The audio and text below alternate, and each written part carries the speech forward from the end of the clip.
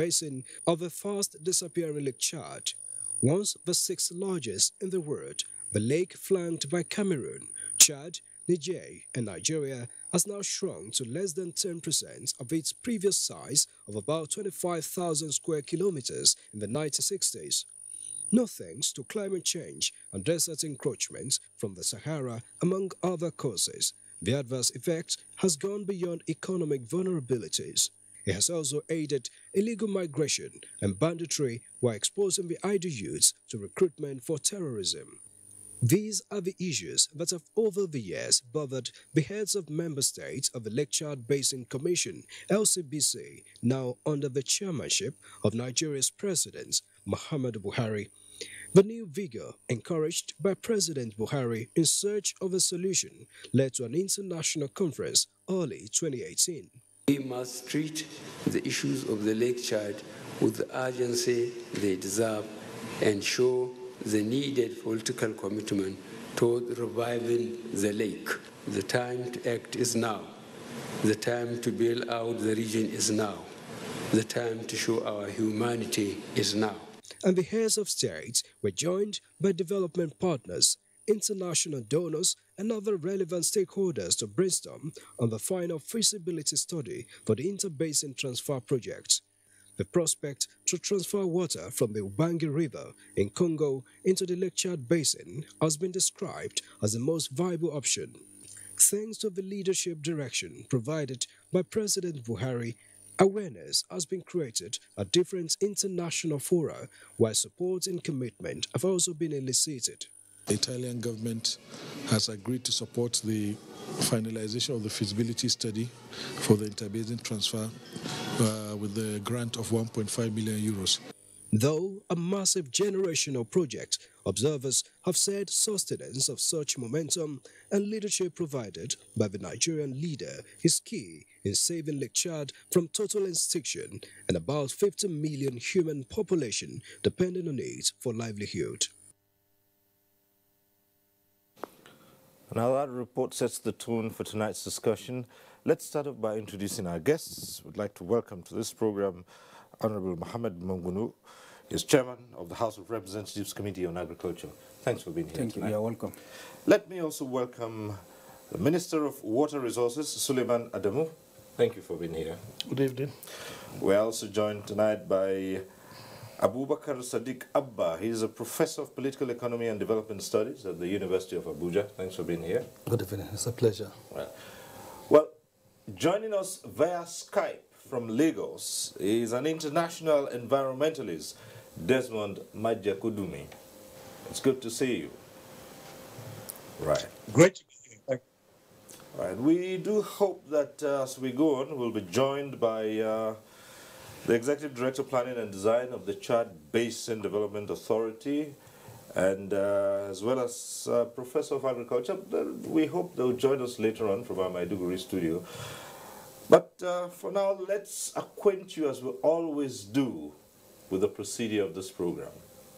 At the appropriate time, you can get to be part of the discussion in the studio. The various platforms will be on your screen. You can take advantage of them. And as we say every Tuesday, for those who are calling in tonight, do us a favor: when your call gets through to the studio, turn down the volume of your TV set, reduce the sound on your TV set. That's the way to avoid the hurlback or the echo. And as we always say, the best way to know that your call has been passed through to the studio is you'll see your name appear on screen.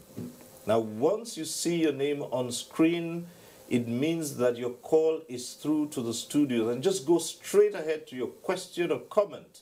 Don't bother too much about the greetings. Just go straight on, because once your name appears on screen, it means that your call has been passed through to the studio and we can hear you here. So just go right ahead, go straight to the point, and guests would respond appropriately to whatever issues you might raise. So once again, welcome to NTA Tuesday Live. Tonight it's about reviving the Lake Chad. And perhaps we should just start on this note and say it's quite possible that at no other time in Nigeria's recent history has there been more concern about the shrinking of the Lake Chad than now, Honorable Manguno? Yes, as you rightly observed, there is concern for the recharging of the Lake Chad because of what is happening in the Northeast. The insurgency that is happening in the Northeast is purely as a result of lack of employment to our teeming unemployed youths in the Northeast.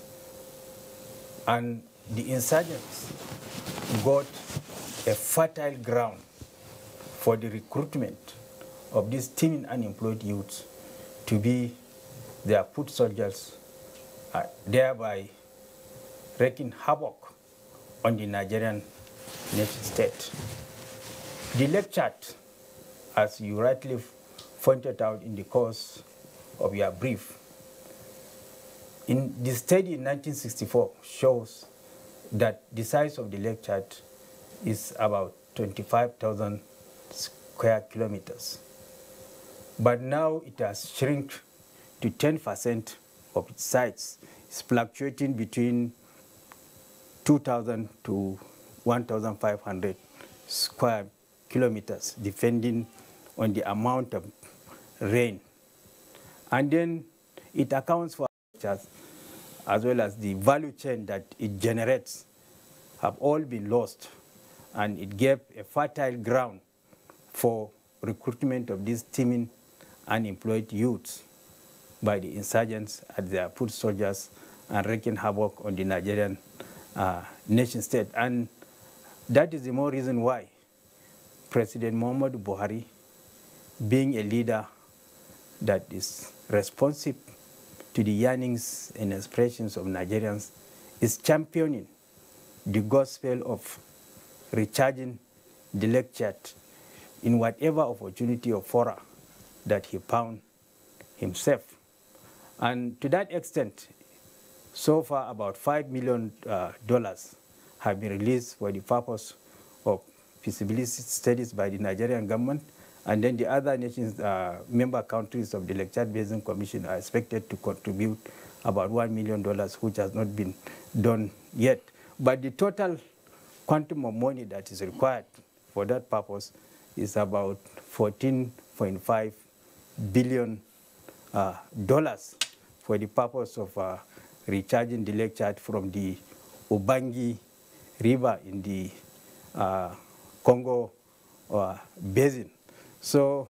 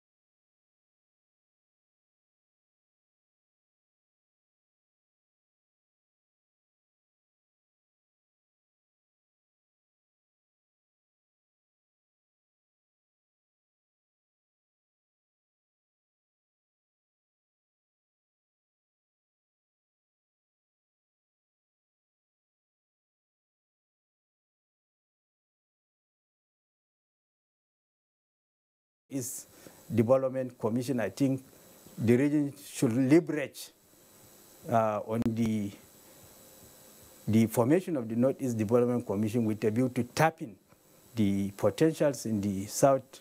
To see what we could do to re-energize and which led to the international conference that we held in February last year. And we had the backing of UNESCO which is an international UN organization, to help us facilitate that conference. And the aim of that conference was to try and reach consensus on two issues. Number one was to have an international consensus that this lake is so important to the world as what it used to be the 6th largest freshwater lake in the world. And with all the problems that we have, that we cannot afford this lake to go into extinction. Honorable Monguno has mentioned that in the 60s it was 25,000 square kilometers, but currently it has gone down to about 2,500 square kilometers, which is just about 10%, sometimes less, and sometimes when there's a little more rainfall, it flips over. But basically about the same, just about 10%. So we wanted a consensus, an international consensus, that the lake must not be allowed to go extinct. And we got that international consensus. The second consensus we wanted was to agree on the best possible way to save the lake from extinction. And the idea of TransAqua, which was an idea that was mooted in the 70s, and for which Nigeria initiated a study for the first time in 2002, and which report was finished in 2012 with a grant of $5 million from Nigeria, indicated that it's technically feasible to have this TransAqua project, so we need to explore it more. We had a consensus that this is the best approach, and therefore this is where we are. The feasibility study, as Honorable Monguno rightly mentioned, indicated an estimate about $14.5 billion. Obviously, none of the members of the Lake Chad Basin countries will be able to foot the bill. So we need to get international involvement in this. So after the conference, we are now working assiduously. We need to update the feasibility study, because the feasibility study that was adopted by the Lake Chad Basin countries in 2012, after careful analysis by experts in the Lake Chad Basin Commission, indicated that it fell short of what they required in terms of the amount of water that is needed to replenish the lake. And therefore, so we need to do more. And at that end of that feasibility study, we will have to say, okay, this is the right route that we have to follow from the Lake Chad, from the Congo Basin. And then we need to go to the next step, which is the detailed engineering, design, and planning. And of course, it will involve environmental impact assessment. It will involve all the detailed engineering work that is required. So it's still work in progress. This is a generational project. Assuming we even finish the feasibility, the detailed engineering design, which in itself is going to cost millions of dollars, and we're able to achieve it, say, within 5 years, I think if we are going to break ground and start this project, it's probably going to take, it's a generational thing, it will take like 20, 30 years to accomplish. Well, we'll return to some of those issues with such a long time span. But Prof, easily the first thing people would look at is the huge cost, $14.5 billion. And first we'll be asking that an investment of that magnitude, is it justifiable, or what could be expected to come out of that? First and foremost, I think if you look at the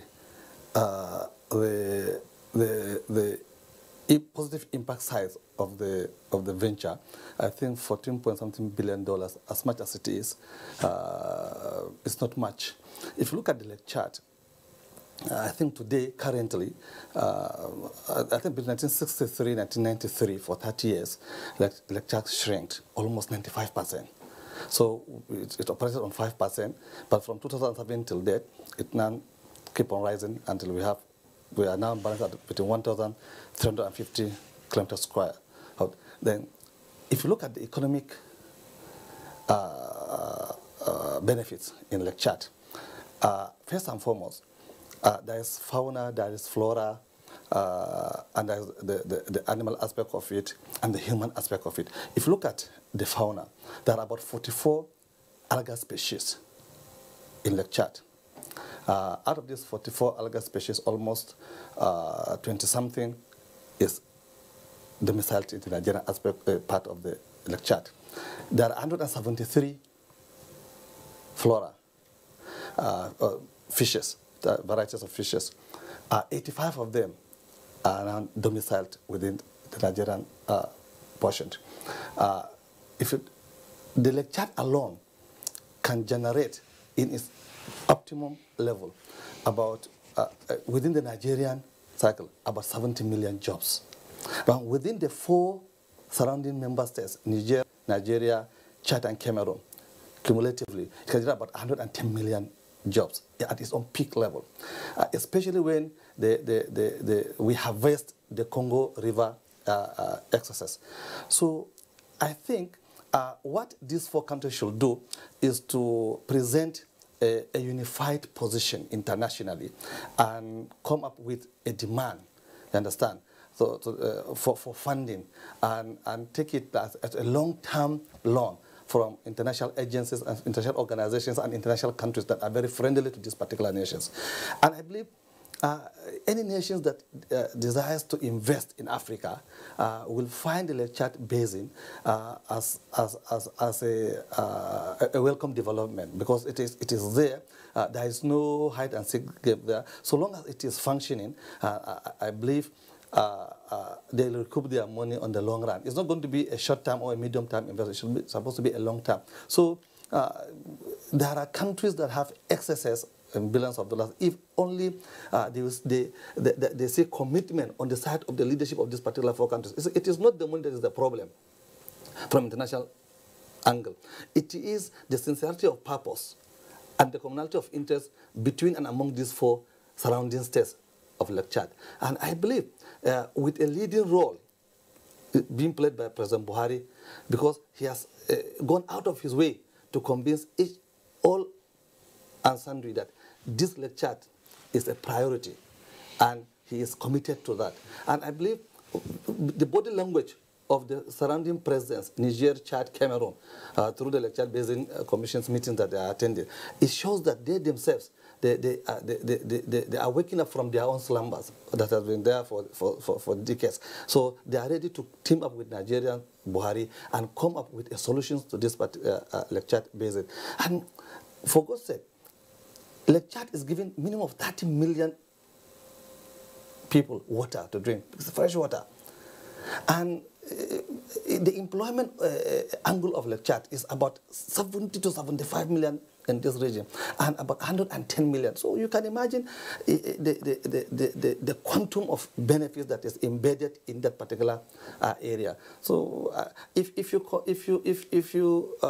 create a correlation coefficient between the investment and the outcome, I think it is worth it. $14.5 billion is worth it. All right. Well, let's go over and join Desmond Majagodumi, who links us up via Skype from Lagos. And, well, give us the perspective of an environmentalist into this huge problem. Now, we have said at the beginning that climate change played a big role in all of this. And again, some people would ask, was it possible to have predicted the shrinking of this lake some 30, 40 years ago? And could anything have been done to slow down the process? Absolutely. So much could have been done.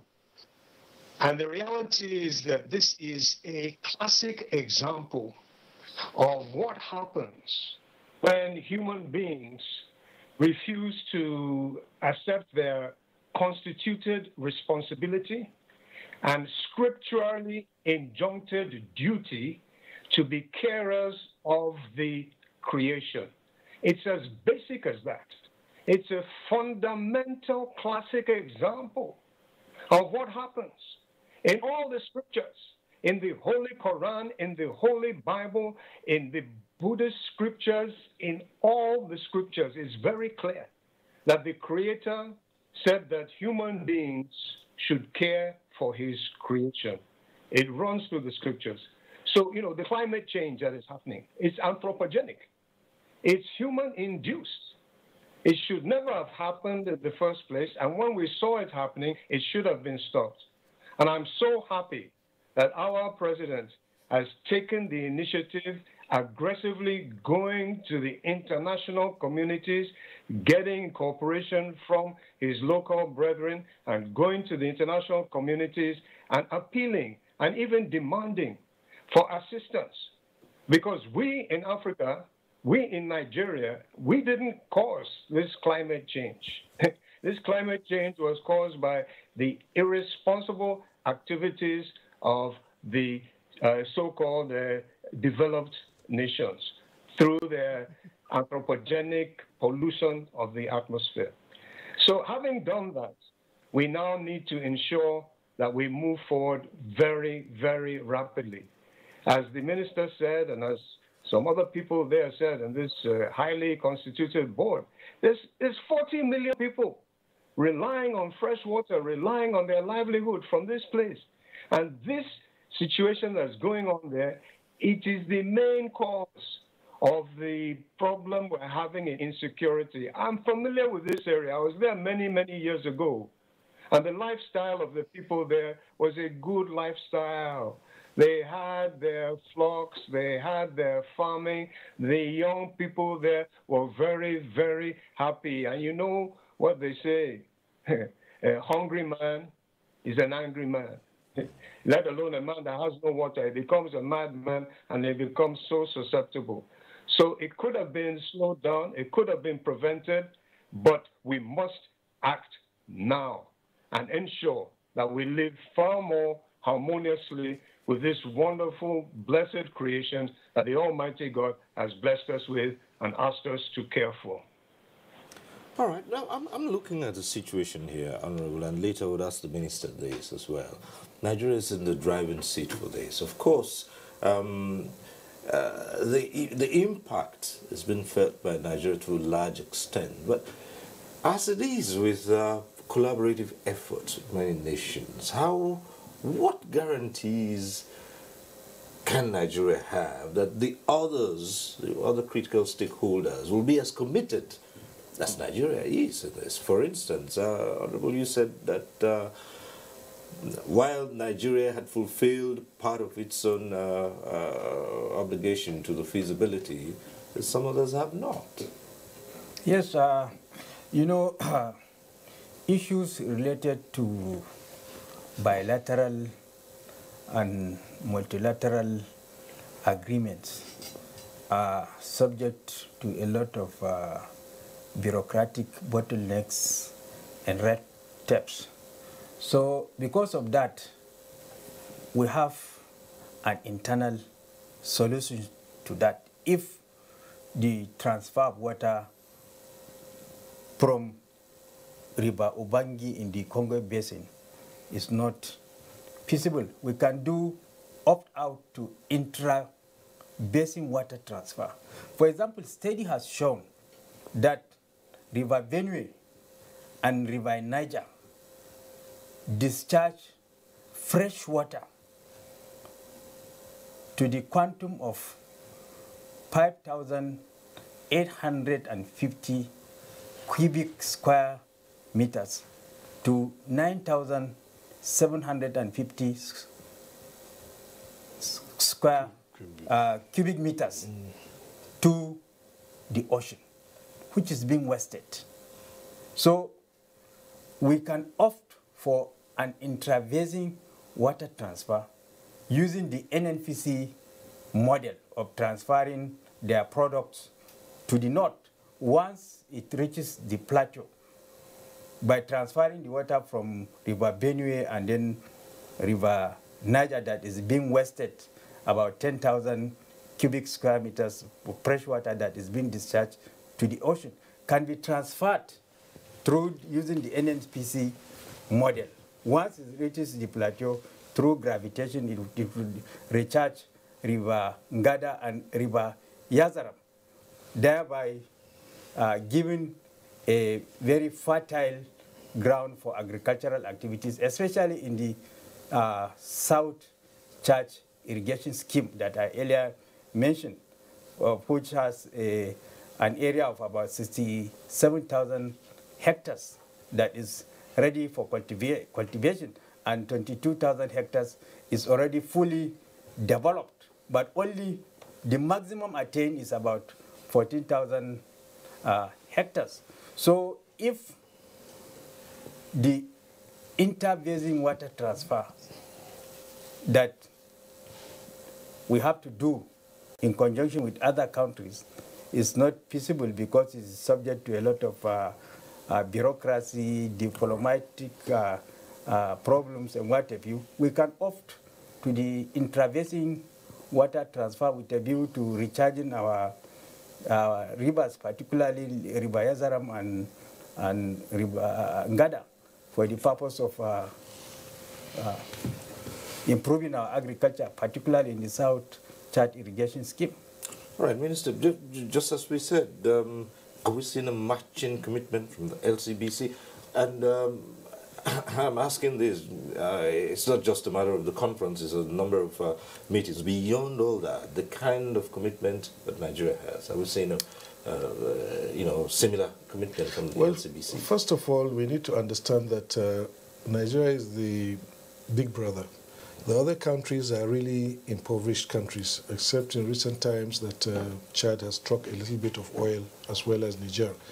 Of course, they have also their own environmental and other developmental challenges. So, but that is not to say that they are not committed, because when President Buhari, for instance, was making his speech at the COP21 conference, President of Chad and President of Niger and President of Cameroon were there, and they also chipped in to lend their support to this endeavor. And they were all there at the conference as well. All of them were represented. Where we would have had some challenge is actually from the Congo Basin itself. We need to do a little more what we call hydropolitics to make them understand water is a very sensitive issue.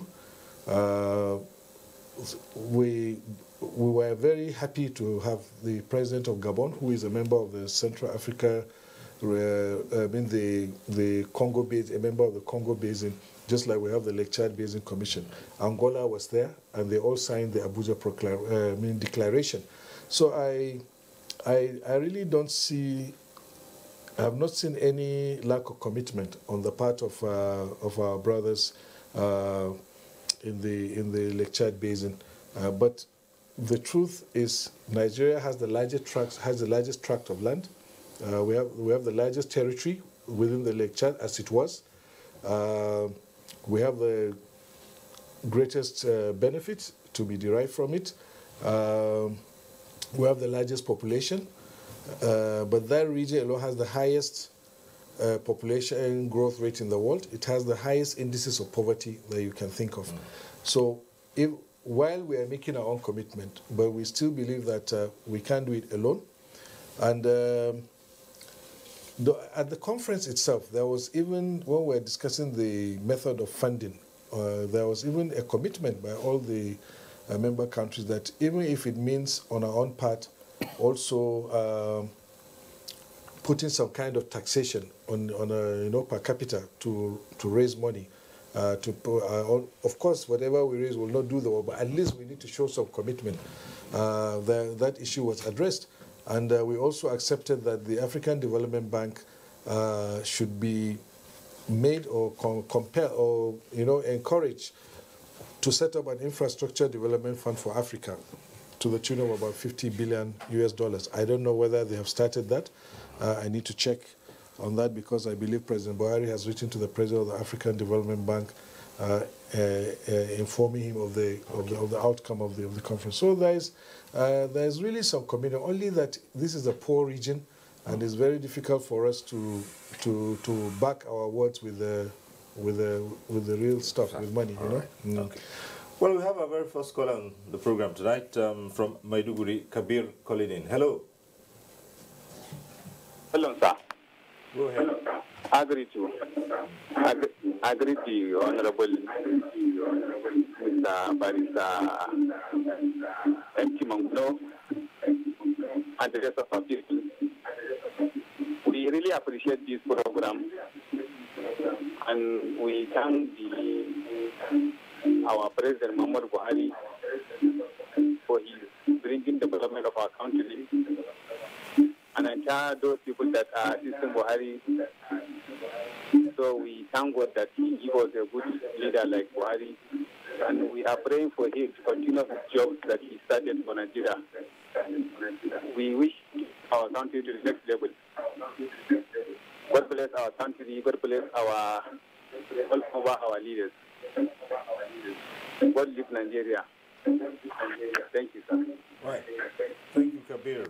But let me just say this again, that all those who are calling in, as soon as your call gets through, your name appears on screen, turn down the volume of your TV. We could hear the echo there. We just let it pass because that was our first caller. But let me repeat it and say, for all the calls coming through, please turn down the volume of your TV set. That's the way to avoid the echo, which we heard in that last call. Right, let me just return to the issue of options, available options. Now, there are some who have said, recharging the lake charge, is it really a viable option? Because they say the amount of water that you're going to put in there would not necessarily be to the desired level. Others have also suggested, you know, other sources of water, like beneath the. Well, what do you say to that? Well, first of all, let me say, even the feasibility study that was done indicated that we could have the option that was recommended would raise the water level by just about half a meter. And we felt, I think Lake Chad Basin Commission experts felt that that wasn't enough. Now, the idea of this interbasin transfer is not to take back Lake Chad to 25,000 square kilometers. We accept the fact that that is not realistic. But what we need is a sustainable level of storage in the lake, enough to sustain the lives of these 40 million or so and counting. So that's number one. Number two, the idea behind the interbasin transfer is not just to bring water per se. It's supposed to open up the region to other economic developmental efforts. For instance, we cannot do this interbasin transfer without, some kind of pumping. There might be some energy requirement. So there is an option, or there are components identified for hydropower that can, in fact, one of the dams that was proposed in the feasibility study would provide all the power requirements of Central African Republic. So that's one. There is the possibility of opening up canals to improve navigation of the rivers, and therefore you can have water transportation. And based on the Trans-Aqua concept, we could even have a highway from Lagos all the way to Nairobi, going along that corridor. So there are lots of benefits to be derived out of it. Now, the other options we are talking about, looking at internal basin transfer within the country. Yes, it's feasible, but the only one that is feasible that has been identified by the National Water Resources Master Plan is the Howell transfer. The Howell transfer will take water from Yazdan River. It will augment Alau Dam in Maiduguri so that it can increase the storage of Alau Dam. It will support Jerebol, where where they're doing a lot of irrigation facilities. And there's still excess water for us to be able to build a canal and take it to the South Chad irrigation project. And this is what we're exploring. Already, although we took it as a policy that the Federal Ministry of Water was not going to embark on any new large-scale projects because of the litany of projects that we inherited. But we picked that project as a very, very critical project for the development of the Northeast, and we're going to we're all working on the procurement process for that. So we are doing something, but this is a transfer that will only support our agriculture and support the livelihoods of some areas, not the entire Lake Chad itself, just a portion of the basin where we have made some investments. But there is no way we could use that to replenish the Lake Chad. There just isn't enough volume of water to replenish the lake to any sustainable level. And the other issue, yes, its pumping systems are there. I've received all these arguments about that we are moving crude oil to Kaduna. We've been able to move crude oil to Kaduna. We've been able to move finished products all the way to Gusau. But what's the amount that is there? The amount of water that you need to move. You need huge pipelines. You need to pump this volume of water above some elevation, because we have the Jos Plateau that is between the drainage in the south, the southern part of this country, and the northern part of this country. It's not technically impossible. It's technically possible, but we don't have the economic resources to be able to do that and sustain it. And then for what purpose? What amount of water do we need? If we cannot get that amount of water, is really, really not necessary. We could do some other things to support it, and that's where Howell transfer comes in. Although the interbasin transfer from Congo has some element of pumping, another option might be to tunnel the water, but the large chunk of the 2,400 kilometers distance that is required is not entirely pumping. Is going to use the existing river regime, is going to train the river, widen it, and it's to accommodate the flow of water, and to a large extent the flow will be by gravity. So we're going to save a lot of energy on it. But again, the bottom line is it is the amount of water that is required to keep the lake sustainable that matters. And you can't get that kind of water from rivers Niger and Benue. All right. Well, not surprisingly, our second call is also coming from Maiduguri. Let's link up and I get to hear the views of the caller right away. Hello.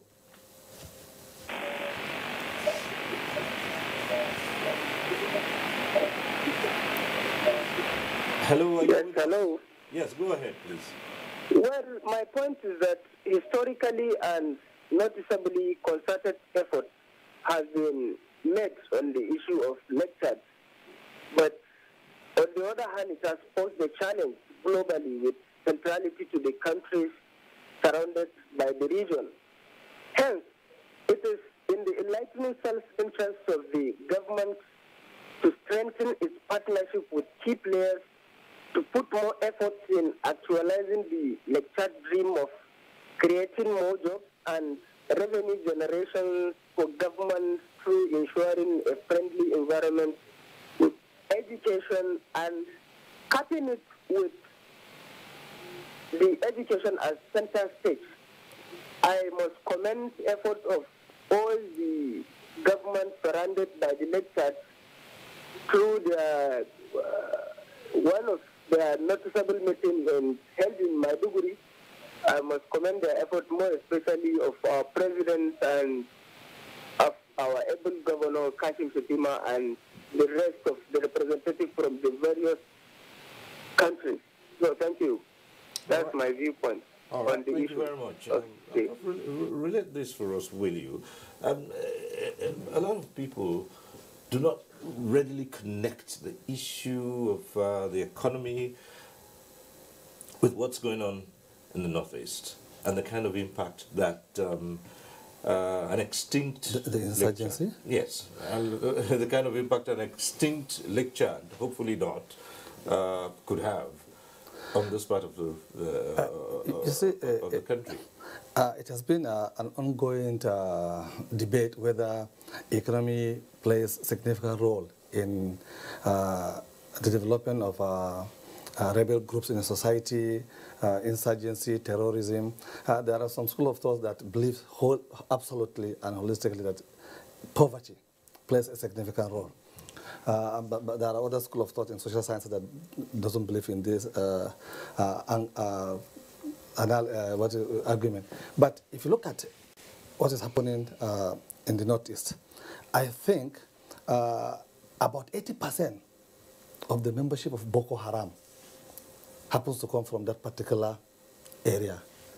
And the only reason that could be adduced for that is because those youths, or these youths, lacks viable economic opportunities that can engage them throughout the season, so that at the end of the day they can be gainfully employed, they could be productive, they could be useful to themselves, and all this will take them away from the platform of the insurgency. But I believe, by projection, they say that the Lake Chad Basin provides 30 million people with fresh water for drinking, and about 70 to 75 million jobs opportunities. If Lake Chad is even operating at half capacity, that's about 35 to 38 million jobs. And I believe that's, I don't know how much it will come to Nigeria, maybe let's say 20 million.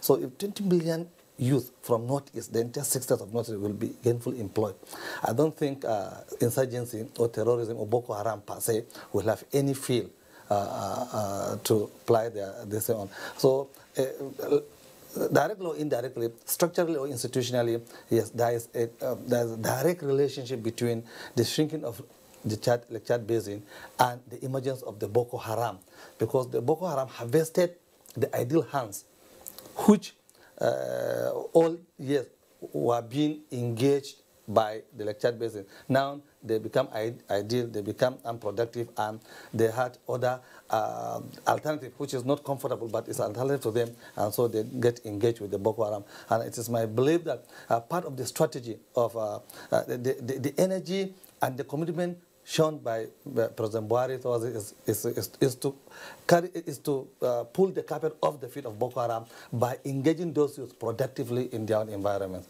through the revitalization and the reviving of the Chad Basin water platform. Let's imagine for a moment that, yes, we could fast forward. This, as you've said, is a long-term project. It's one that's likely to run into 20 years or thereabout. Let's assume, for instance, that this process is fast-tracked.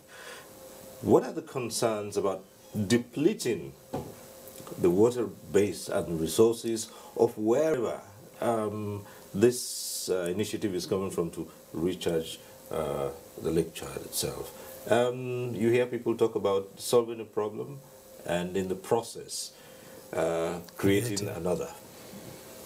Well, I did mention earlier that part of the study will require extensive environmental impact assessment of the entire project. That is why you can't run away from it. In fact, even if the international community is going to support this project, they want to be sure that it's environmentally friendly, that the environmental benefits are there, and that it's going to go, the environment will be respected, and there won't be issues. But like I said, I don't have the figures, but billions of cubic meters. You know, the Congo Basin is a dense rain forest.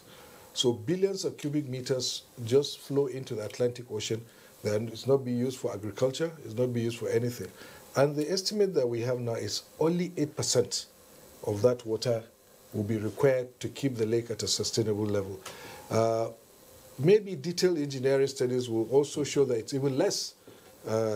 We don't know. But, you know, feasibility studies are general ideas, and then you have to go to specifics. You have to do some ground truthing. Now, maybe a lot of the data that is being gathered is historical data and data from satellite and so on and so forth. When the real works is going to start on the planning, it will require a lot of groundwork, a lot of traversing of the entire region. Rivers will have to have gauging stations to measure the actual, you know, discharge of rivers and so on. So it might even turn out to be less, but let's even assume it's a little bit more, 10–15% of water that is not being used. And now it's going to be harnessed to support the livelihood of 40 million people that, you know, benefit from this basin. I don't think it is a wasted effort. Don't forget, many countries have populations of 8, 9, 10 million. And when you're talking of 40 million people, especially if you go to European countries that are small countries, this is a huge population. And in any case, they are human beings. And we can't ignore the fate of 40 million people and counting. This 40 million people we're talking is an estimate for today. And I mentioned that this is the region that has the fastest birth rate in the world. So 10 years from now, we don't know what's going to happen. And yes, we need to act fast, but unfortunately, since we don't have the money on ground, we have to walk through the whole process to be able to see how we can have a proper design that is acceptable to the international community, that they can put in their money. And also we have to deal with the engineering concerns, maybe environmental concerns that maybe need to mitigate certain things, and all this have to be incorporated. So that's why I'm saying it's a huge project, it's a huge endeavor. We are not doing it necessarily for today, but we have a responsibility to start working on it. We might not be here when it is eventually finished, but I can tell you, if nothing is done in a region that the Sahara is approaching at, for every 10 years, 600 meters, so 0.6 of a kilometer every 10 years, and with an evaporation rate in that lake of about 2,000 millimeters per year, we can wake up in the next 20, 30 years and the lake will not be there. Well, somehow some people would say there could be a reversal, right? It's possible. Mm. Well, it would seem that technical crew have been working hard to link up with our Maiduguri studio. I wonder if we are able to link up with our other guests in Maiduguri now. We are? Are we good to go over to Maiduguri? Are we? Well, yes, I think so. Hopefully, we had introduced at the beginning of this program that we're hoping to be joined by two other guests, Madu Sulum, who is Executive Director of Planning and Design of the Chad Basin Development Authority, and Abba Gambo, who's a Professor of Agriculture. I wonder if we have both of them in our Maiduguri Center now. We do? All right, so good. Let's go straight off, and we start off with the Executive Director, Planning and Design of the Chad Basin Development Authority, Madu Sulum. Just give us your perspective. I assume that you've been able to listen to the contributions so far.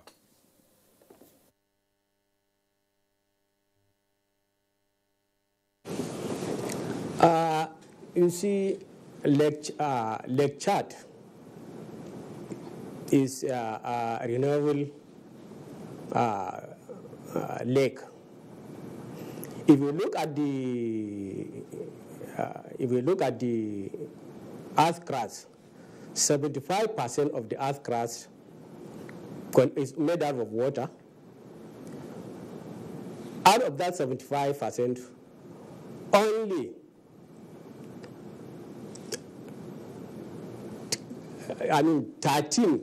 3% consists fresh water used for consumption as well as agriculture.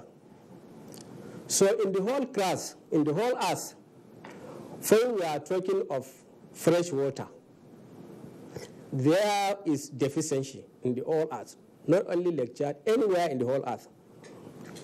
So Lake Chad obtains its water from that 3%. Hence, there is a need for us to look at the management of that lake. Even if we transfer the water from the Congo without proper management, definitely we are having a problem, because the usage of fresh water in the earth is going with management. Anywhere you have fresh water, proper management of that water should come in. If we look at the history of Lake Chad was not like this. If we look, we are just talking of 1960. How is Lake Chad about 1,000 years back, 2,000 years back? Why is Lake Chad? Lake Chad is there.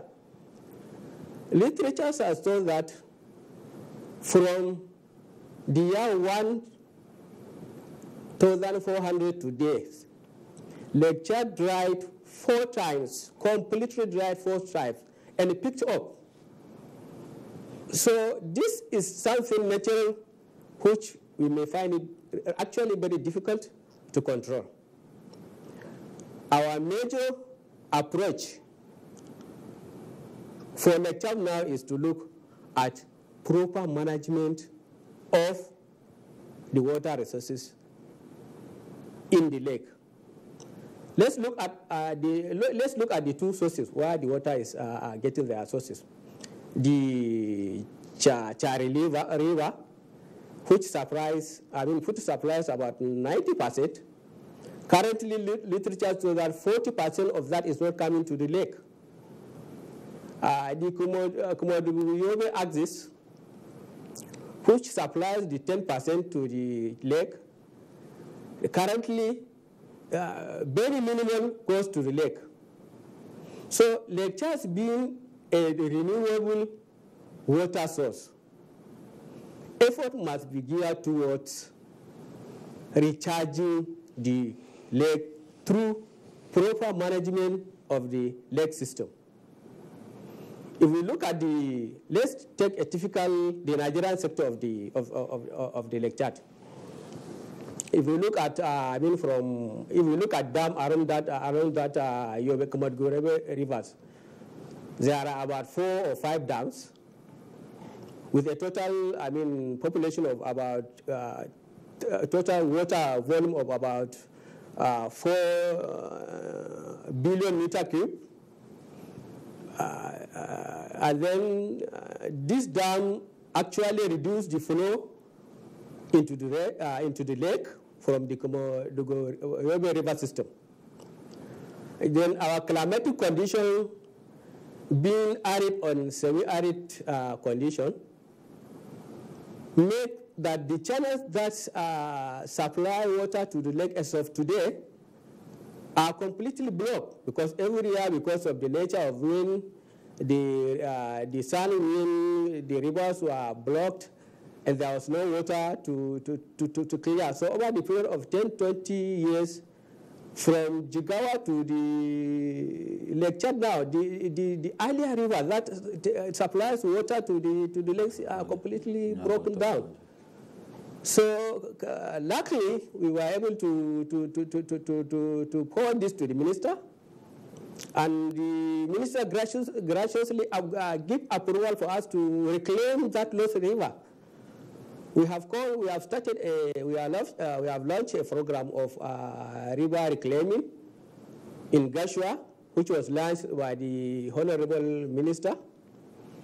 This year, we were able to even dredge about 50 and recover that 50 kilometers of rivers towards the lake. And the minister has assured us that we will continue this until we take this river to the lake. So we are creating now another source of water directly, which the image will be felt immediately. After that, I think recently we went to monitor that, and we were surprised that along these the fishing activities has terribly improved. All right. So you've raised a number of issues. We'll return to them, but let's give the Professor of Agriculture, Abba Gambo, a chance to also chip in here about the huge potential of the efforts of recharging or keeping the Lake Chad alive. Now, you did say that 4 times it's dried up completely. We'll look into that later. But let's hear from Professor Abba Gambo. Very much, Cyril. I'm happy to be here again. Now, yesterday we hosted the president in both Borno and Yobe states. While the president was in Maiduguri, he paid a courtesy call on the Sheikh of Borno, His Royal Highness. And one basic thing that the Sheikh told the president was that the recharging of the Lake Chad is very important to the people of this zone. And also in Damaturu, I remember very well, the governor of Yobe State was talking about the recharging of the lake. Now, we should know that water is the most important aspect in human life. And there is a direct correlation between water and food security. And also there is a direct correlation between food security and insecurity.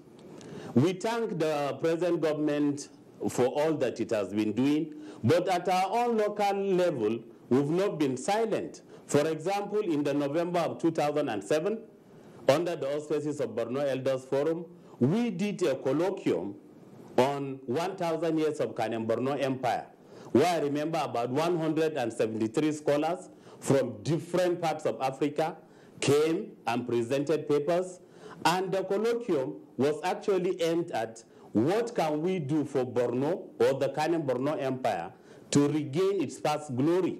I'm happy, Cyril, we just launched the 2 volumes of the colloquium. I have the volume 1 with me here, and then I have the volume 2 with me here, which are very important. You can see both of them, volumes 1 and 2. We launched them last Wednesday. Unfortunately, both were signed by Ambassador Gajigal Timari, the chairman of the Borno Elders Forum, who passed away 2 days ago. May his soul rest in perfect peace. So what we are saying is, when you look at the hydrological history of the Lake Chad, the existence of the Kanem Borno Empire was mainly due to the existence of the Lake Chad itself. And the Lake Chad happens to be one of the greatest element within the dry areas. You now have a desert-like condition all over, but then out of the blues within the desert, the semi-arid and arid areas, you now have a body of fresh water that is giving livelihood to so many people. And the Kanem Borno Empire flourished because of the Lake Chad.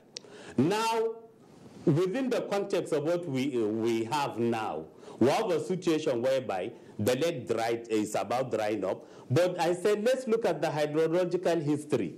About 22,000 years ago, what we call the mega Chad actually dried up completely. 22,000 years ago, the mega Chad dried up completely, and then it regained after some time, which we have the present Lake Chad. It was about 25,000 square kilometers in the 60s. Today we are talking about less than 10%, 2,400 square kilometers.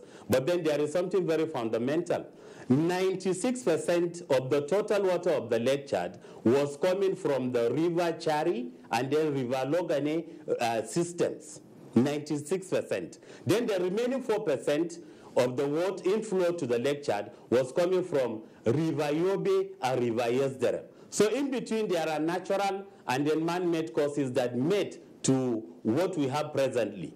The Chari River, the Logone River reduced in volume. Similarly, the Yobe and then the Yezaram rivers also reduced in volume because of climatic change. And then human activities. There was a kind of huge population explosion within the area, and which is much expected when you have a fertile land, good water, good agricultural resources, good farming methods, good fishing methods, pastures for livestock. You now have a conglomeration of all the facets of agriculture on that play. So there was a kind of competition for the water of the lake, which also made it to go down.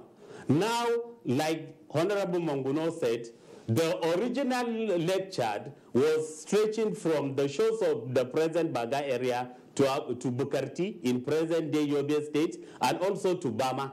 So, and then our grandfathers used to tell us that the lake can actually be viewed from Maiduguri itself, present-day Maiduguri. So you can see the shrinkage is massive. But then the easiest way and the fastest way to revive the lake is through the transfer of the water from River Obangui in the Congo here. I know some feasibility studies have been done. Nigeria has spent so much fees there, and then so many work has been done. But the truth of the matter is, for as long as the lake is drying up, there is going to be intensive food insecurity, which is going to lead to massive insecurity. Even without the emergence of the Boko Haram, from the communique of the conference we held 2007, that was before the coming of the Boko Haram, we posited a situation that the drying of the lake is actually going to cause some serious problems. And even before the coming of the Boko Haram, there have been some violent clashes. We have a particular tribe of the Kanuri, the Buduma, that are solely responsible for the water. They are always in the water, they catch the fishes. But because of the importance of the lake, people from other areas, most especially from the northwestern part of Nigeria, the Kabas came, and then they now started entering the water. So there were actually some little competition and skirmishes here and there, even before the emergence of the Boko Haram insurgency. So what I'm trying to say is we recharge the lake, the better for the northeastern zone, and the better for our neighboring countries. Prof, and a lot of issues have come out there, and one of them, of course, would require the minister responding to them, and we'll look at this question of the lake drying up, what it was some 22,000 years ago.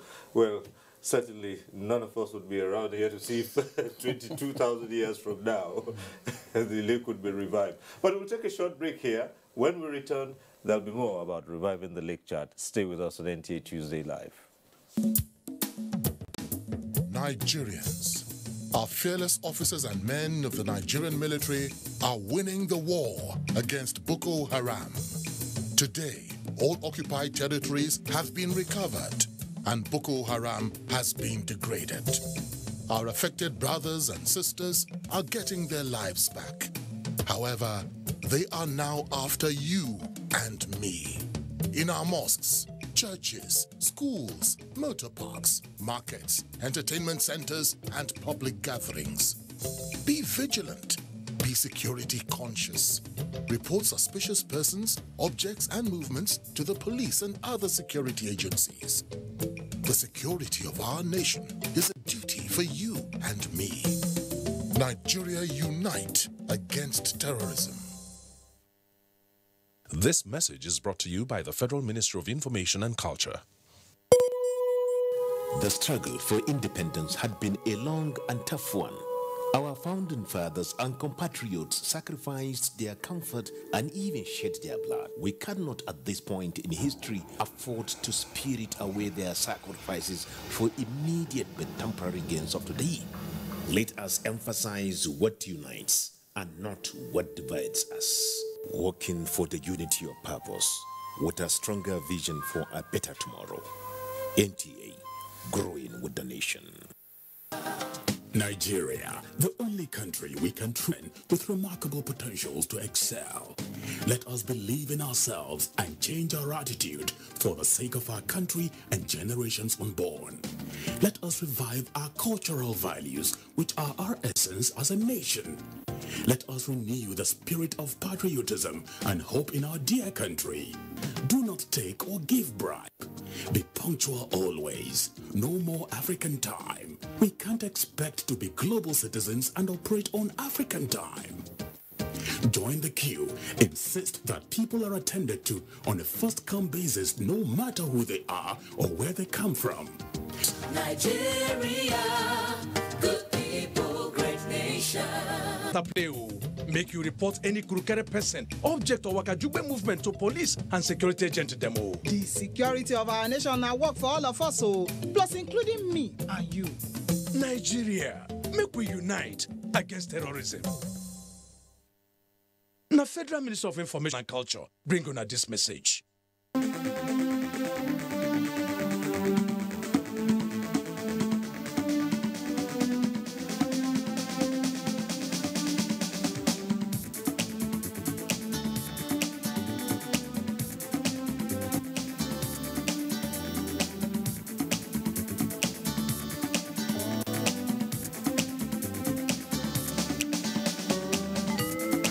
NTA Tuesday Live, a network issue-oriented innovation talk show.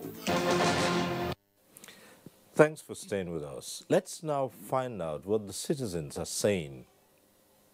When we are talking about Lake Charge, it's not meant for Nigeria alone. Chad is a country, so it is also a stakeholder as far as that place is concerned. Cameroon is also part of it. Even places like what do we call these other countries that are very near there, they all have forces as far as Lake Chad is concerned. Whether or what will Nigeria gain? Nigeria will gain a lot, but there is so much to be done there because what are we likely to gain there? For us to gain, we have to work hard because you need more water in Lake Chad because it is drying up. So if the way the government was about to do it, maybe drawing water from River Congo into Lake Chad, if they are able to do that, then the Lake Chad will have more water, and Nigeria will participate in growing rice there as other people are doing. So I believe Lake Chad is important to Nigeria because if it is well harnessed, we will have more rice from that place. Our fishermen, they get fish from there in large quantity before the lake started drying up. So if it has more water, our fishermen will also get the fishes from there, and which we consume in Nigeria, apart from the rice we are talking about. This fish is also there, so Nigeria will gain from it. The north, our boundary with the Chad there is this what you call Borno State. So Borno State has this boundary with Chad there, with Lake Chad itself.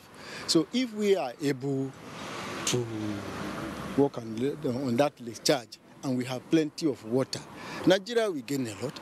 Apart from planting rice and water, we also fish there.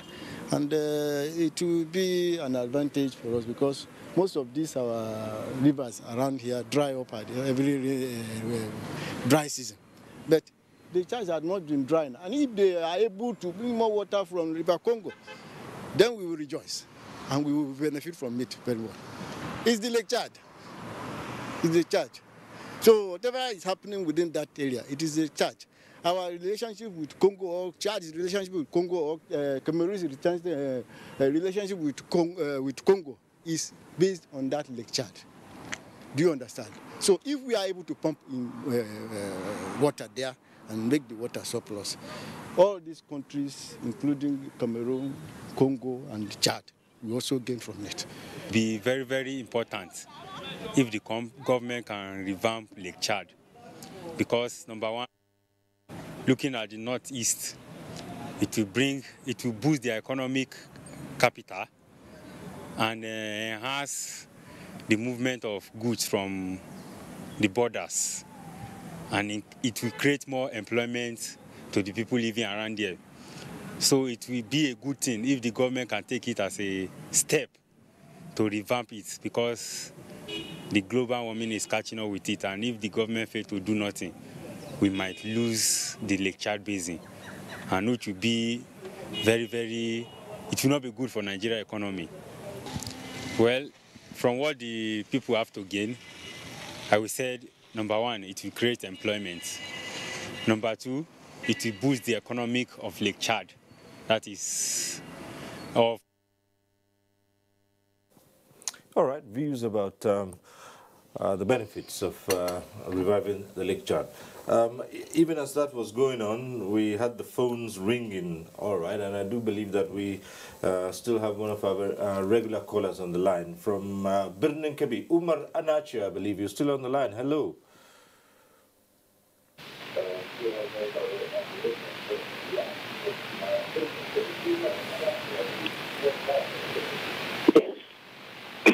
Good evening, Cyril. Yes, good evening. I'm Umar Anachi calling from Birnin Kebi. Right, go ahead. You see, every year we experience flooding. But it's just that we are not taking economic advantage of flooding. Flooding everywhere.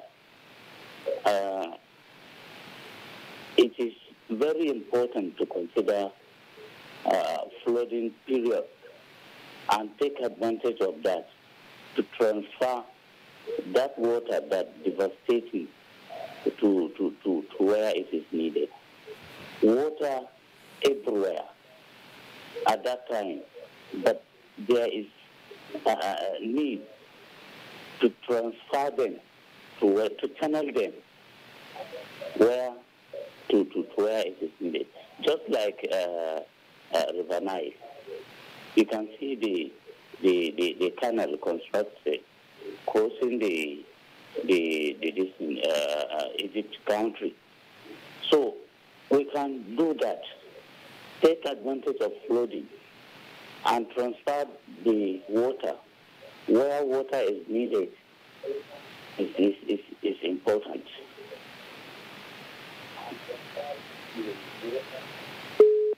All right, Umar. Okay. We lost part of that call, but at least you made your point already. Well, back here in the studio, before we went on that break, we did say that there were issues that had been raised by our guests in Maiduguri, and we'll begin to look at those issues right now. I believe one was raised about, one was waiting for a response from the minister. Yes, the issue that the Executive Director Planning and Design of the Chad Basin Development Authority raised about reviving some of the local rivers that have bearing on 50 kilometers. Yes. Yes, we are doing quite a bit in that respect, because we cannot be waiting for a mega project that we don't know when it will happen, bearing in mind the huge investment that is required and the years that are required for the planning and its execution. So we have to have some palliatives, if we may call them, but really sensible decisions to keep life going on.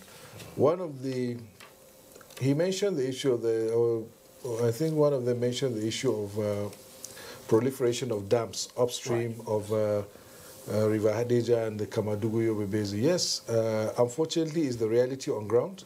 We cannot,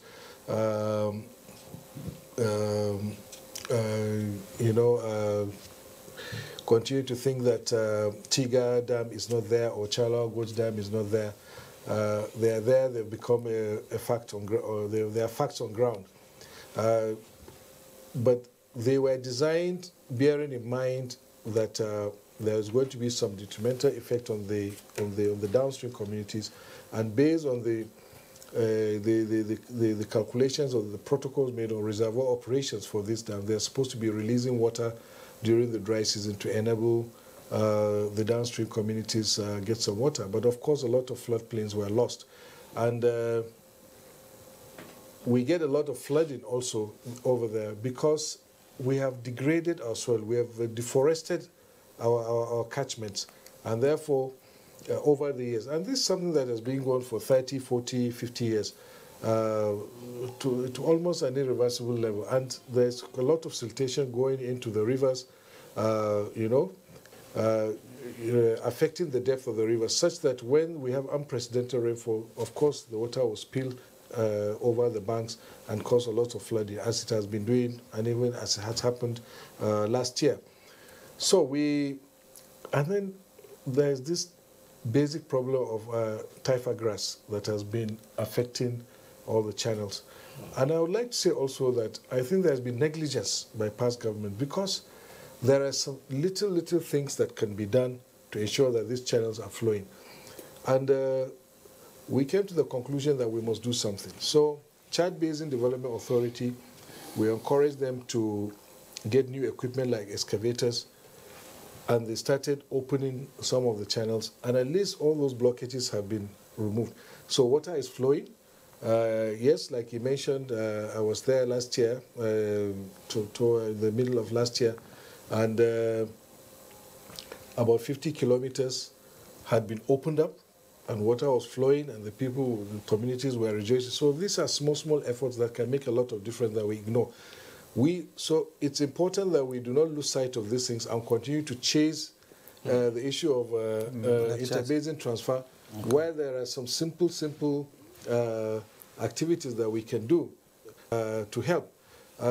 Unfortunately, we wanted, because Chad Basin and Hadith Jamal River Basin, they are congruent, and we wanted the same thing to be done because the problem in River Hadejia has to be dealt with before you can deal with the problem right into Yobe and down to Borno State.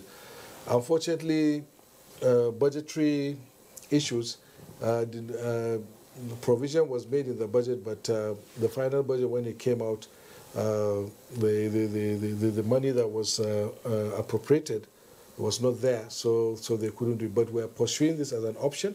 We are also doing research on this typha grass, which is a huge menace. We're trying to find some approach, a biological approach to deal with it, so that these channels can be opened, and at least people all the way to Yobe can continue to reclaim their floodplains and can use the water, which is perennial all year round, and they can use it for irrigation. All right. Now, there was also the issue of management of water resources. You just spoke about one of them now, but perhaps when we return to Maiduguri, we'll be asking to get more about the management of water resources. We have said that climate change played a huge role in the shrinking of that lake. But again, as one of our guests, Desmond Majakudumi, had said, there were factors that led to the situation, and this was coming from the industrialized world. And this also always puts countries like Nigeria at a disadvantage. This is all part of the global economic situation. Yes, see, the problem, if you are aware, if you notice, there are some countries that refuse to sign the treaty, environmental treaty towards global warming, etc. And I believe they did so from the point of view of their national interest. It's bad, it's inhuman, but at the same time, if at the international system, the national interest for a nation is first than other nations' interest. But if you look at humanity in general, I believe the industrialized nations must at least take responsibility of their own excesses. And earlier on I said that the $14-point-something billion is not only should but must come from those particular industrialized countries, because they are responsible for the for environmental damages across the globe. So we must find a point of convergence, especially the underdeveloped nations of the world, whereby through the United Nations, through any other platform, we should be able to force these industrialized countries to at least create a fund whereby every year they should be able to put certain amount of their own monies in order to fight this environmental menace across the globe. And most particularly, this Lake Chad revitalization should be part and parcel of those particular things that they should fund in Africa. Because if you look at this Lake Chad project, it is a multinational approach in solving socio-economic problems, in solving environmental problems, in solving trans-border crises and conflicts, etc., etc. So it is a model for multinational developmental project. So the industrialized nations, the so-called global giants, should take responsibility of the damages that they impose on the rest of the world. And I believe, I don't know how, if you go to United Nations, if you go to other, the leading nations refuse to even be part and parcel of this particular developments. How do you make them be responsible or responsive? I don't know, but we must find a way of at least either diplomatically or by other means to at least bring them in, so that at least we should hold them responsible and accountable for their own excesses and address our limitations because of their own excesses also. So US in particular, I don't want to call names, but US in particular is very notorious about that. Yes. Well, the good news is that as far as the European countries are concerned, I think they are waking up because when they see the number of people now that are trying to cross the Mediterranean, immigration is becoming a very serious issue, and therefore they have now been able to understand that our economic crisis in developing countries in Africa and some parts of the Middle East is making illegal immigrants attempting to overrun their own countries. And I think that explains partly why the Italian government in particular, which is always at the receiving end, they are the first to have clearly seen the nexus between immigration and the lack of economic opportunities in our region, and therefore came out, even at that conference to announce, they were very proud, the ambassador announced that we're making an initial donation of 1.5 million euro. I agree with you entirely, but I think it will be a pipe dream with the way the world order is now. It is going to take a long time for some countries to really understand, because they're in denial. They don't even accept that their actions are the cause of these environmental stresses that we're facing. So we have to continue pushing, but I'm an advocate. I know that we can't wait. If we're talking of $14.5 billion, this is not money that we can raise on our own, but at least I think we have the wherewithal as Africans. And that's why even this interbasin water transfer project, we're making it a Pan-African project in much the same way as we have the Great Green Wall. So if it's taken as a Pan-African project, it means all African countries will buy in, and we have our own development institutions within Africa, the African Development Bank, and some regional institutions that can help at least begin to generate some money. And of course, we have agreement with China on FOCAC and so on. These are also areas that we can leverage. All right. And then, in addition to what the minister and the professor said, even for the attainment of the sustainable development goals that has the ambition of eradicating poverty, creating employment, and what have you, I think there is the need for a clarion call, especially to developed economies that account for majority of the emission of gases that tend to deflate the ozone layer with all the attendant effect of climate change and what have you, and then the consequences of poverty and what have you. So there is a need for us to use the platform of the United Nations if the Sustainable Development Goals are to be achieved.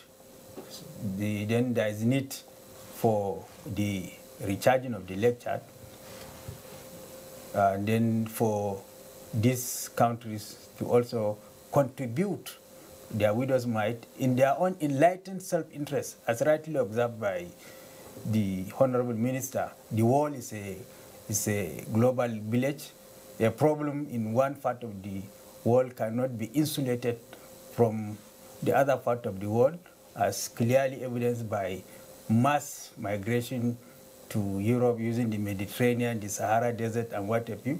So it is even in the enlightened self-interest of these countries that account for the gases that tend to deplete the ozone layer, so that the Sustainable Development Goals can be achieved through the instrumentality of recharging the lake chart. Right. Sustainability, that's what we want to stick with as we go back to our Maiduguri Center and raise the issue. I recall that Modu Sulum in his contribution had said there was need for proper management of water resources. Again, Professor Abba Gambo in his contribution said, yes, everything was thriving in the region. Of course, we heard that that area has a very high birth rate. And when you have such favorable conditions, the tendency is that they would be depleted because of, an over-concentration. So sustainability is here. Let's begin to hear about the proper way to manage water resources and how to sustain, even after you have revived the lake chart. How do you sustain, the activities there that it doesn't deteriorate further?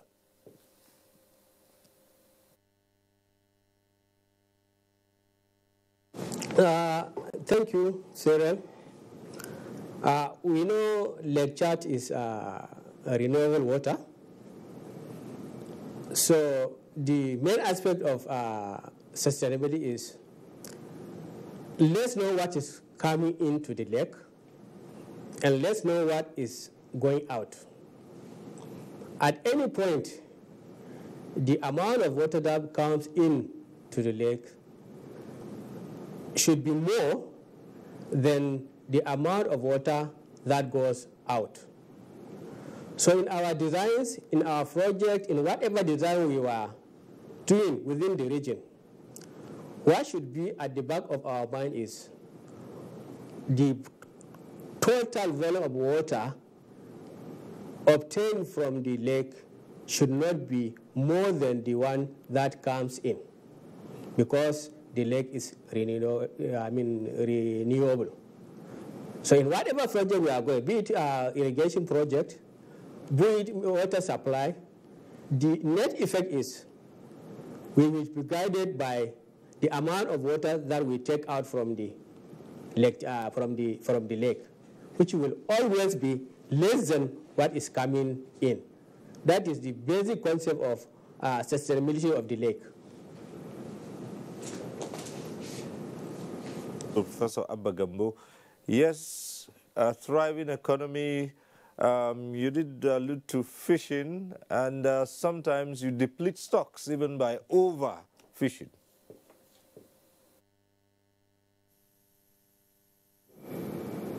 Yes, Cyril. Now, let me just say that the Baga fish or the Lake Chad fish happens to be the best in the country. And all of us can allude to the fact that in most cases you see trucks upon trucks of fish leaving the shores of the Lake Chad through Maiduguri, through Damaturu, down to the southern part of the country, leaving a trail of very sweet aroma in the atmosphere. Now, the fishes are also dependent on the water. The less the water, the less the amount of fish. And the more the water, the more the amount of fish. Then secondly, the size itself. As the water is shrinking, we found out that the sizes of the fishes are also becoming smaller and smaller. Before you can find a fish almost my size, I'm about 90 kg now, you can find a fish almost my size within the Lake Chad region. And it's known to virtually every other person. But then with the shrinkage, you now find some little fishes, some are not even up to 1 kilogram, etc. Now, I still want to emphasize the issue of sustainability. You see, controlling water or getting water, it's a very simple thing. Once you can heat hydrologically the aquifer, the water is going to be there, and then it will flow freely. In 1979, Governor Mohamed Goni in Borno State, the northern part of the state were able to have this kind of pumps whereby they were able to heat the water table, and then the aquifer, the pumps are flowing 24/7 till today. So I now want a situation whereby such kind of pumps can actually be done in the part of, most especially in northern Borno and northern Yobe, because that's where the aridity is coming in. And Cyril, another very important fact is the deforestation that is coming in. The desert is coming in, and then majority of the people of Borno and Yobe, the major source of cooking energy is the firewood. So you now find that plenty of the trees, millions of trees have been felled down. Even before the insurgency, people felled plenty of trees so that they can get charcoal, they can get the firewood. But then with the coming of the insurgency, the military felled down several trees so that they can get a better view. And similarly, the insurgents were also felling down trees so that they can get a better view of the military as they are coming in. So you now find a kind of a very vicious cycle of felling and felling of trees all over. The Honorable Minister talked about the Great Green Wall project, which is under the auspices of the Federal Ministry of Environment. I remember President Obasanjo came and launched it so many years ago. Since the launching till date, no single tree has been planted in this region. And the aridity is increasing, the temperature is increasing, the water is reducing. So you now have yourself in a very dire and then extreme consequences of even livelihood. So you now find a situation whereby 90% of our population are vulnerable because they cannot find any means of livelihood apart from cutting the trees. The fishing is no longer there. The agricultural activities at the shores of the Lake Chad is no longer there. Even the huts nomadic pastoralism, that is also a very beautiful characteristics of the Lake Chad region, is also no longer there. So what we are talking of is the people want a kind of urgent palliative ameliorative measures. And the first and foremost is for us to have this kind of poems that Governor Goni did in 1979. If he can do it in 1979, definitely it can be done in 2019. So we posit a situation whereby such forms should be made readily available all over the parts of the northern parts of Borno and Yobe. And then secondly, massive planting of trees, massive. So that at least we can control the desertification that is coming in, because it's a kind of double jeopardy. The literal lake you have is drying up, and then the trees that can give you shade and fruits are also being felled on a daily basis. So it's a kind of double jeopardy. Respond to issues is raised there. Well, I think I was the one that first mentioned the issue of degradation of the watershed, and that's a reality. It's been going on for decades in this country unchecked. I would like to say a few words about the Great Green Wall. I think, yes, the whole idea started at the beginning of the Obasanjo administration, but we never had anything. But I can assure you that this administration, under the past two ministers, Amina Mohammed and Honorable Osman Jibril, have made a lot of effort in reviving the Great Green Wall project. And the current Minister of Environment is one of his key briefs. And I know that they have regingered the agency, and things are going to, a lot of things are going to happen in that respect. But it's not just about the Great Green Wall. The Great Green Wall will definitely help us with issues pertaining to desertification. But what are we doing ourselves in our communities?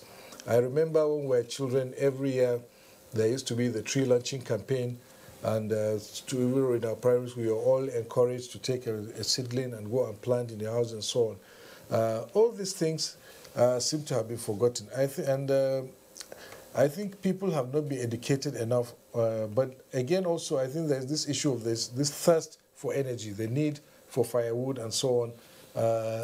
And so many governments have talked about it, and I know a government that brought in thousands of stoves into the country to replace firewood and so on. But I think we have been missing the point. It's very difficult to change people's way of lives.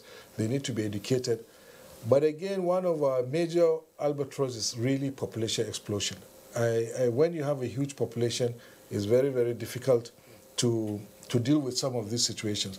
And up till now, we're really finding it a very sensitive issue. Nobody wants to talk about population in this country, but at some point we have to talk about it. We need to find a way to check our population growth such that we can manage our development commensurate with the population that we have. Now, sustainability, other sustainability efforts, I've mentioned the things we're doing just to open the channels and so on. But let's not forget that it's been determined that about 70% of the entire water demand goes to agriculture. It's the largest consumer of the water available. So one of the key things we need to do is to check our agricultural practice, our irrigation practice in particular. During the rainy season, we have rain-fed agriculture, so there's no problem. But we have to do something about irrigation agriculture. And one of the key things we're doing in our ministry now is we're starting pilot projects on drip irrigation. This is an area that we must go into as a country because the water is just not only in the Lake Chad region, but even in other parts. So The three river basins that border the arid zone, that's Sokoto River Basin, Hadija Jamara River Basin, and the Chad Basin, we're encouraging them to introduce the concept of drip irrigation. Countries that don't even have the amount of the water scarcity, the level of water scarcity that we have, like Morocco, are embracing drip irrigation. And I think Morocco they have a plan that by 2030, 70% of their irrigation systems will be drip irrigation. So these are some of the sustainable efforts that we must have. But drinking water, you can't stop people from drinking water. Right. They need it. But then it's still a minimal amount of water compared to the demand for agriculture. Well, sustainability also extends to policy. And while this current government might be doing all it can to revive the Lake Chad, to improve on economic activities in the other in that zone, it does, it's quite clear that one of the issues Nigeria has had to deal with is lack of continuity. And I'm looking at a situation where this is a long-term project which is likely to outlast maybe 2-3 administrations. What can we say is in place to make people realize that projects such as this should go on irrespective or regardless of who is in office? I'm speaking now legislative point of view. Yeah. Legislative point of view, institutional point of view, and all of that. Political point of view. Well, with regard, if I can come in, right. With regard to legislative intervention, one, because of the importance attached to the Lake Chad, the National Assembly specifically set up a committee that has the responsibility of oversighting on issues concerning the Lake Chad, and it is called Committee on Lake Chad. And then again, the other aspect is of the legislative intervention.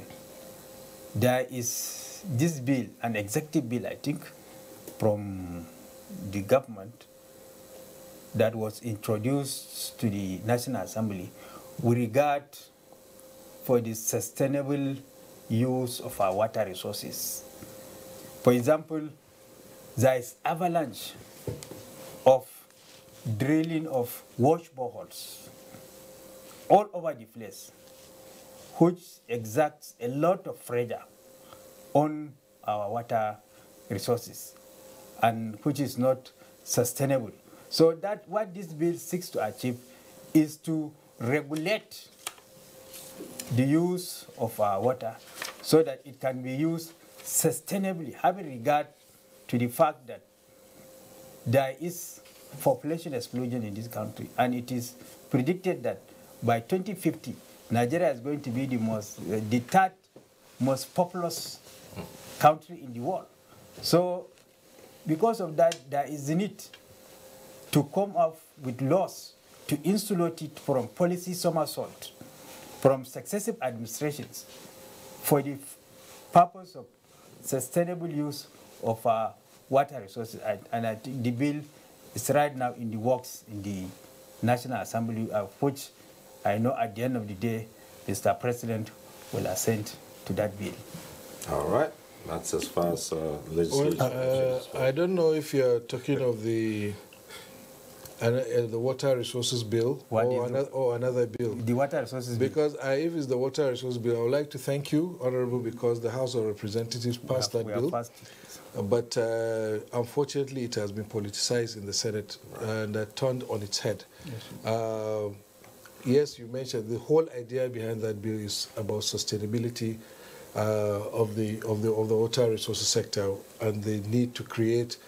Well, first of all, 90% of what is in the bill is not new. It's already in either the Water Resources Act 2004 or the Nigerian Hydrological Services Act or the National Institute of Water Resources Kaduna, the Act, or the Nigerian Hydrological Services Act.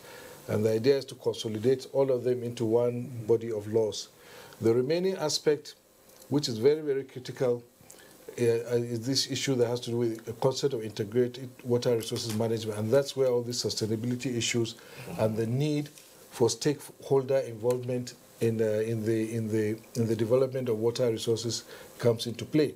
We have things like catchment management committees, which require that they will, in different parts of the country, that will ensure that they are managing the catchment, and that's all these issues pertaining to deforestation and degrading of the watershed will be managed and handled properly. I hope, and I really hope, that the distinguished members of the Senate will really look at this bill for what it is, something that is required to transform the water resources sector, to sustain water resource development in the country, and pass it, and not continue not for others. I'm not saying that this is not from the Senate, but from the political gladiators outside who keep hammering on the people that this is a Buhari bill to benefit Fulani herders and to take over control of the banks of the river and to control the waters in the state. There is nothing like waters in the state. All rivers are transboundary. But if you have lakes within your state, it is entirely your business. But the bill seeks to protect everybody, just like we have the Federal Highways Act, that any highway that cuts across states is the responsibility of the federal government. In the same vein, rivers, and most rivers flow through so many states. And the idea is federal government should be the custodian of such waters, pure and simple. And that's the way it is now. And I don't see what the furor is all about. Okay. On the question of sustainability, yes. I think there are two angles to that. There's political angle and the institutional angle. Right. Politically, I think those Nigerians that are concerned with this particular lecture, I think what they should do is that they must make sure that they elect leaders. They don't vote. They should take decisions on elections days and make sure that they elect leaders that are responsible and responsive, and at the same time create a linkage through which they can call these elected leaders to account for their stewardship. And that's the only way they can sustain this thing. The institutional aspect of it is that I think it should be, the citizenship should be highly mobilized, you understand, and be informed, should be properly educated, so that at least they know exactly what is happening with on that particular lecture issue, and they should now be mobilized to become stakeholders on the lecture issue. This is the only way you can sustain this particular tempo. All right, and as we wind down now, one quick last word from our guests in Maiduguri, Modu Sulum and Professor Abba Gambo. Hopefully, we would not have to wait 2,000 years for the lecture to revive. Just your closing comment in maybe a few seconds. Let me take it first, Cyril. Now, we are talking about the recharging of the Lake Chad. Nobody knows the exact date that the Lake Chad is going to be recharged. That's number one. Number two, let's look at the peculiar characteristics of the Lake Chad area. We have 3 months of rainfall per annum. And out of that 3 months of rainfall, at times we have to go out to pray before the rain actually comes. And now as I'm talking to you, if you go to the village of Honorable Mohamed Tar Monguno, for you to get water from a well, you have to dig up to about 60 meters. Human beings do not have the energy to draw water from wells now. They have to use camels, horses, donkeys. So we're looking at immediate solutions to these kind of problems, because by the time you said we should wait for the water from River Bange, perhaps all of us must have died in this region by now. We're looking for urgent, immediate solutions, palliative measures in this zone. Urgent and immediate. Very much, Professor Bagambo. And Modu Sulum, your closing comment. We have already started a program that we have seen result in less than 2 months. That 50 kilometers, dredging we did, really uplifted the farming activities along that communities. and then increase the fishing along that communities. As we continue this channelizing of the rivers, in the next 2 or 3 years, we will definitely change the communities. Okay. Yes, okay. All right, and it is on that note we'd like to say thank you to Madhu Sulum, Executive Director of Planning and Design, Chad Basin Development Authority, and Abba Gambo, Professor of Agriculture. They both joined us from our Maiduguri Center. We thank you very much for having been part of this program. And back here in Abuja, thank you so much to Honorable Mohammed Manguno. He is Chairman, House of Representatives Committee on Agriculture. We thank you for being here. Thank you. Thank you to the Minister of Water Resources, Suleiman Adamu. Thank you so much. You always oblige us on matters like this. We appreciate that. Thanks. Thank you. And thank you also to another professor with us here, this time of Political Economy and Development Studies, Abubakar Sadiq Abba of the University of Abuja. We thank you very much. Thank you. It's a pleasure. Hopefully, Desmond Majakudum, the environmentalist who joined us earlier on from Lagos via Skype, is still watching.